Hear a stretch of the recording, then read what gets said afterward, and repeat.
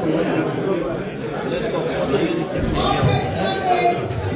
Look, Sharif, stop bringing me out all the